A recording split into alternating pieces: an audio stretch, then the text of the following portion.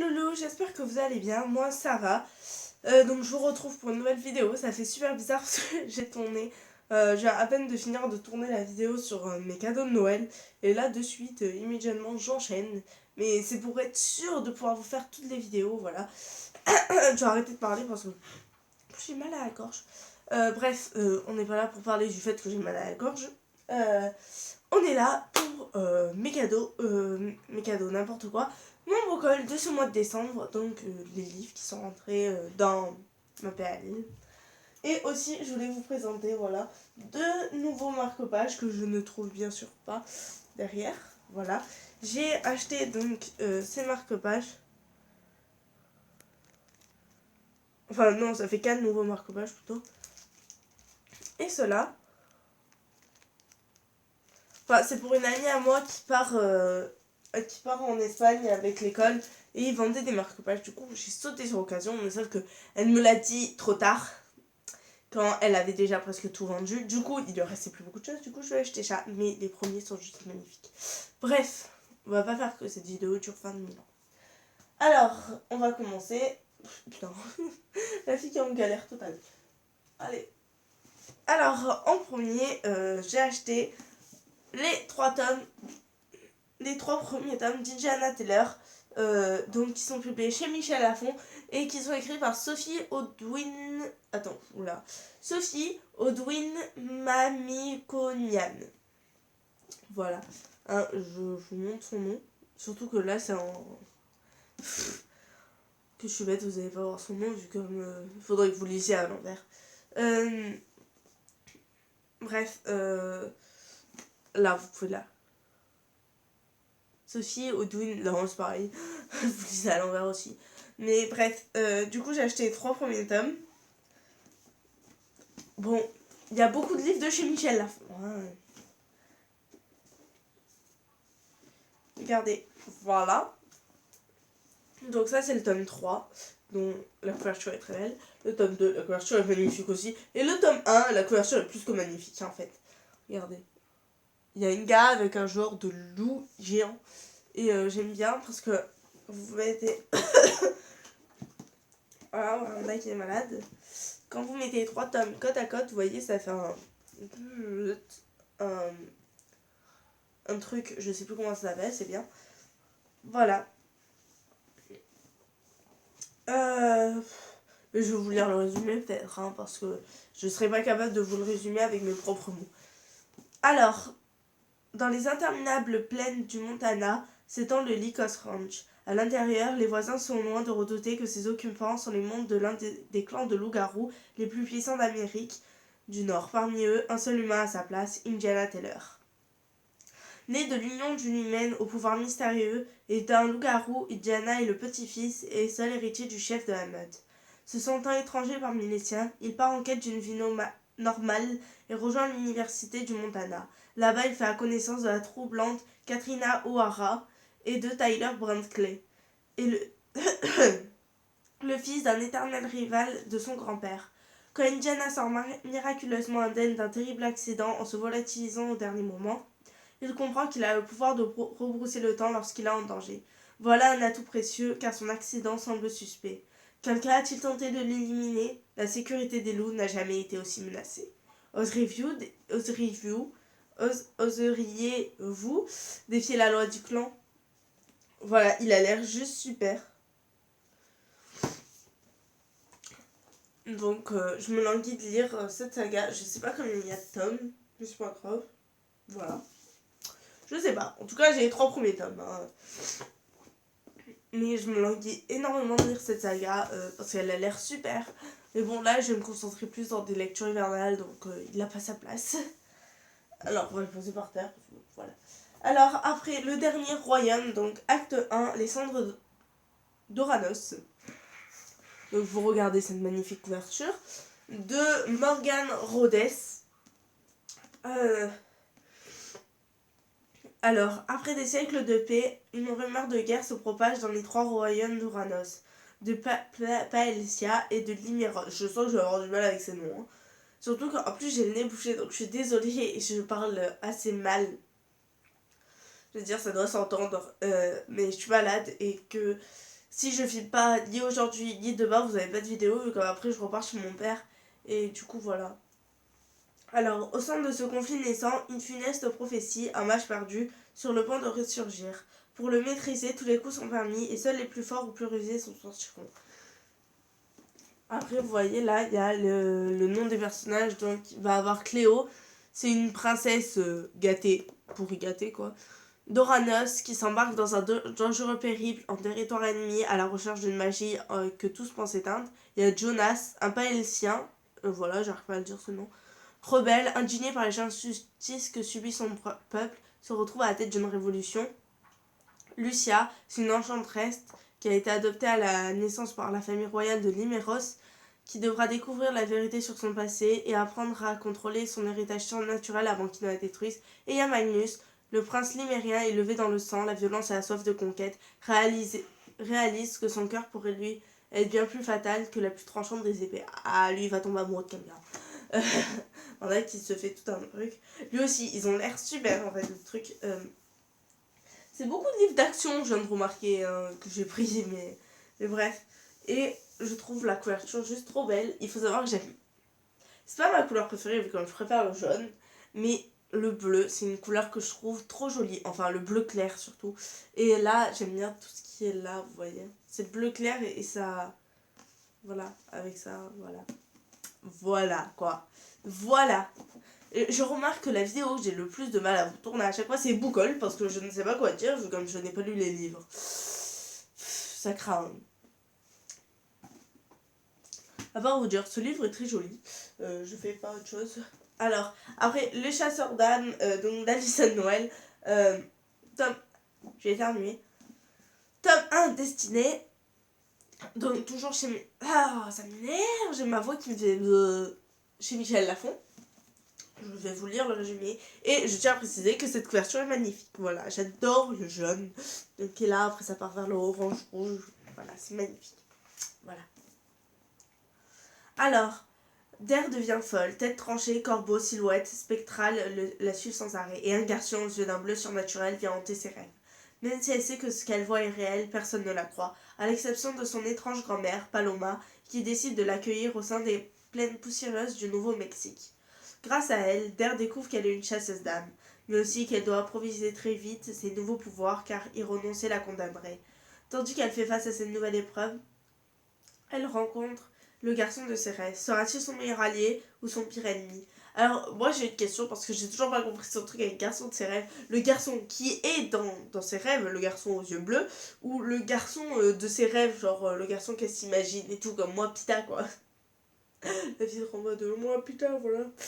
Je pense que c'est le garçon aux yeux bleus. Voilà, c'était la question court du jour.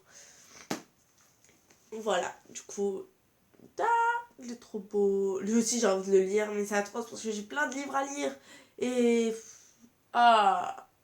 Voilà. Alors, après, j'ai le tome 1 d'Éternel, donc de Alison Noël. Noël. Oh, j'ai une amie à moi, elle s'appelle Noël aussi. Donc, Evermore, je devrais arrêter de divaguer complètement. Alors, je vais vous lire le résumé aussi. Aujourd'hui, je vais presque pas vous faire de résumé. Alors, avant l'accident, Everbloom est une adolescente populaire et joyeuse.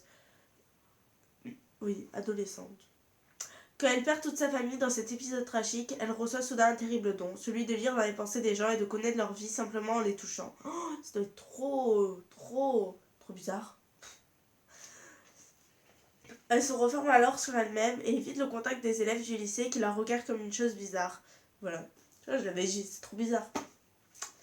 Jusqu'au jour où elle rencontre Damien Auguste. Ah, moi je sens qu'ils vont tomber amoureux. La fille, c'est toute une histoire en lisant le résumé. Damien est mystérieux d'une beauté inquiétante. On dirait la description d'Edward dans Twilight. Désolée, hein, c'est. Quand je suis malade, je sors que des conneries, hein, c'est psychologique. Toutes les filles du lycée se le disputent, mais c'est à Ever qui s'intéresse. Voilà, je l'avais dit, hein. Or, c'est le seul être dont elle ne peut pas découvrir les pensées.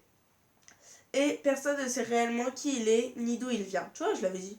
Damen n'est pas un simple mortel, Eva en est certaine. Elle sait aussi qu'elle est profondément irrémédiablement attirée par lui. Je sais pas pourquoi, mais ce Damen me fait énormément penser à Edward. À Edward Cullen dans Twilight. Voilà. Je sais pas si c'est du plagiat ou si c'est mon imagination, mais voilà. Donc je sens que je vais pas l'aimer. Attendez, hein, parce qu'il faut que je me bouge, du coup je mets sur pause. Voilà, c'est bon, hein, je me suis mouchée. Voilà, alors du coup j'ai posé le livre et tout. J'adore la couverture aussi et je veux dire, je dis ça pour rigoler, hein. Je déteste Edward, mais c'est pas pour autant j'ai pas aimé Damon. Ça me fait penser à Damon. Il faudrait que j'arrête là, hein. Je sais pas ce que j'ai aujourd'hui, je compare tous les personnages avec d'autres personnages. Mais je sais pas pourquoi, son nom me fait penser à Damon Salvatore. Alors qu'il s'appelle Damon Augustin. Mais Damon, je sais pas pourquoi, pour moi c'est Damon. Damon Salvatore. Je sais pas pourquoi. Peut-être que c'est que je le dis mal ou quoi, mais je sais pas pourquoi. Voilà. Faudrait que j'arrête de divaguer aujourd'hui. Bref, du coup, voilà, il a l'air super lui aussi, surtout que j'ai les 3 livres. Donc, en fait, le truc là que je suis en train de me dire, je me dis, t'imagines si t'aimes pas? T'es pas dans la merde quand même, parce que t'as acheté les 3 livres. Hein. Et ouais, et ouais, et ouais. Enfin, non, j'ai acheté le premier livre, j'ai reçu les 2 autres par le Papa Noël. Différence. Alors, après, on arrive dans des livres un peu plus. Voilà. Alors, après, j'ai acheté donc, Le Journal d'Adèle de Paul Duboucher. Donc, ça se passe pendant la guerre 14-18. C'est pour l'école en même temps. Alors, jeudi 30 juillet 1914, Adèle commence le journal qu'elle a reçu pour Noël. Un ami auquel elle peut raconter sa vie, confier ses espoirs, ses craintes et ses secrets. Les années passent dans le petit village de Crécy en Bourgogne, rythmé par les travaux des champs, les nouvelles du front. La guerre tue, mutile les soldats, affame les gens de l'arrière. En deuil les campagnes, Adèle grandit et rêve de devenir institutrice dans un monde meilleur. Donc ça raconte un peu la Première Guerre mondiale, vous vous doutez bien, hein. Voilà, j'ai pas grand chose à dire. Ah oui, à part que c'est chez Folius Junior, j'ai oublié de dire, enfin chez Caïmar, Folius Junior, oui. Mais il est assez court, je l'ai pas encore lu, mais voilà. Mais il a l'air assez triste. Et en même temps, je veux dire, depuis que j'ai lu... En fait, avant, j'aimais pas trop lire les histoires, genre quand c'était une correspondance de lettres ou quand c'était raconté comme ça. Mais depuis que j'ai lu oui, Journal d'une princesse de Meg Cabot, depuis, ben, je sais pas pourquoi les trucs, vu comme elle raconte jour par jour, heure par heure, des fois même. Et je sais pas pourquoi j'aime bien. Voilà. C'est le truc. Alors, après, celui-là, je l'ai lu. Donc, c'est La marraine de guerre de Catherine Cuenca aux éditions Le Livre de Poche. Alors, si vous savez déjà, Catherine Cuenca, c'est une auteure que j'aime bien parce que c'est celle qui a écrit Le Passage des Lumières. Voilà, livre qui est là. Attendez, là. Voilà, voyez ça. Et voilà, c'est. J'avais écrit un mail et toi, elle m'avait répondu. J'étais genre. Je suis la plus heureuse du monde, d'accord. Voilà, et donc j'ai lu ce livre.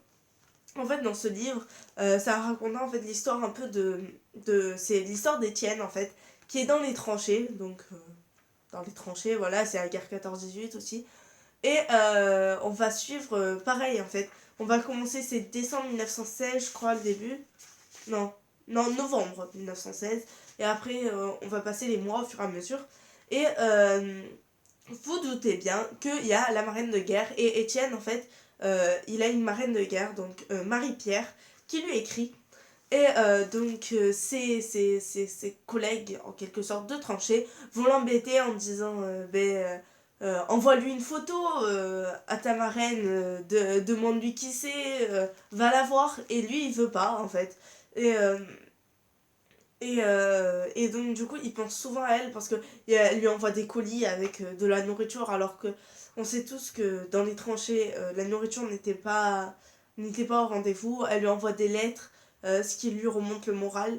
Et on va avec Étienne, en fait le livre est tout petit, il fait 90 pages, je suis restée sur ma faim en fait parce que je l'ai adoré, je l'ai lu en après-midi. Avec Étienne, comment il s'appelle? Je sais plus si c'est Gérard. C'est Gaspard. Gaspard. Moi, c'est Gaspard. Et en fait, il y a Gaspard, donc du coup, qui est un des amis d'Étienne, qui est le plus grand, en fait, de leur, bataillon, j'allais dire, mais non, ça se dit pas pour être tranché, de leur commandement, de leur parti, quoi. C'est le plus grand, Gaspard, qui est donc, qui est un peu, qui est drôle, quoi. Voilà, moi, je l'ai bien aimé, Gaspard. Après, il y a, putain, j'ai oublié tous les noms. Eden? Non, c'est pas Eden. C'est quoi? C'est quoi son nom à lui? Alban. Oui, Alban. C'est donc après il y a Alban qui est un tout jeune qui a je crois 17 ans ou un truc comme ça qui donc du coup qui est dans la qui a été recruté dans la guerre et qui vit mal voilà mais il va scier d'amitié pareil avec Étienne et tout. Et après on a comment il s'appelle? On a oh, le monsieur à la moustache. Mais je sais plus comment il s'appelle. Le monsieur à la moustache, j'ai oublié son nom. Voilà. Il y a Gaspard, il y a Alban, il y a le monsieur à la moustache. Mais je sais plus comment il s'appelle le monsieur à la moustache. Vous inquiétez pas. Je veux dire, après, je trouve qu'il est beaucoup trop court. Voilà, il fait 90 pages. L'auteur aurait pu écrire un livre beaucoup plus long sur le sujet. Voilà, pas non plus hyper long, mais 20-30 pages de plus, parce que à la fin, c'est ça qui me stresse en fait. À la fin, ben, on connaît la fin. Donc à la fin, il y a ça. Et à la fin, ça s'arrête quand il y a l'armistice qui est signé, en fait. Donc quand les soldats, ils savent que enfin la guerre est finie. Et ça s'arrête comme ça. Et moi, j'aurais voulu savoir la suite, hein. Désolée, mais... Voilà, je voulais savoir la suite, ce qui se passe après, quoi. Bon, bref, je suis pas là pour vous raconter mon avis dessus, comme je vais le faire dans le book dans le point lecture. Alors, après, la petite fadette de George Sand, voilà. Ça, c'est ma grand-mère qui me l'a donné. Et je sais que c'est un truc. Et j'étais persuadée que George Sand avant, qu'en fait, George, c'était pas son vrai prénom. Je croyais que c'était un. Voilà, vous comprenez. Donc, c'est une fille, George Sand. Voilà. Bref, on va passer vite fait sur ce livre. De toute manière, je compte pas le lire là. Voilà. Après, La vie des tranchées, donc de Glubu au collège, c'est une. Putain, aujourd'hui j'arrive pas avec les mots. Vous savez quand c'est une de lettre à lettre. Ah, mais non, en fait, c'est pas que de lettre à lettre. J'ai dit n'importe quoi. C'est souvent, il y a des lettres, voilà. Ça raconte aussi l'histoire d'un soldat, du coup, pendant la Première Guerre mondiale. Et lui, il est au courrier, en fait. Vous savez, je sais pas comment on dit. Je sais plus comment dire. Mais il est au... Vous savez, pendant la Première Guerre mondiale, il y avait... mais d'ailleurs, pendant toutes les guerres, je pense... Ils pouvaient envoyer du courrier à leur famille, mais il y avait des gens qui ouvraient les courriers, qui les lisaient, pour voir qu'ils ne disaient pas des choses sur la guerre qu'il ne faut pas dire, qui n'inquiétaient pas l'arrière, qui ne conduisaient pas à la révolte, toutes ces choses comme ça. Et voilà, c'est de Bénédicte Desmazeries, j'ai complètement oublié de dire son nom à elle, et c'est à Bibi au collège. Et après, le dernier, le meilleur, le labyrinthe, l'ordre de tuer, donc le préquel. Je suis genre super contente. Je sais que c'est un préquel, mais je ne veux pas lire le résumé. Voilà, c'est James Dashner aux éditions Pocket Jeunesse. Mais je veux surtout pas lire le résumé parce que, je sais pas, je veux y rentrer comme ça, là, dedans. Poum, d'un coup. Je veux pas lire le résumé, surtout que je sais que je vais pas le lire maintenant. Et je veux pas m'appâter, vous savez, là. Voilà, comme ça. Mais j'adore la couverture, toujours, est-il, que voilà, je me languis de le lire et c'est atroce. Bref. Le book haul de ce mois-ci est fini. Il dure 19 minutes 14. Il dure un peu longtemps, je suis désolée. Moi, je vous fais plein de gros bisous. Je vous dis à la prochaine. Ciao. Ciao.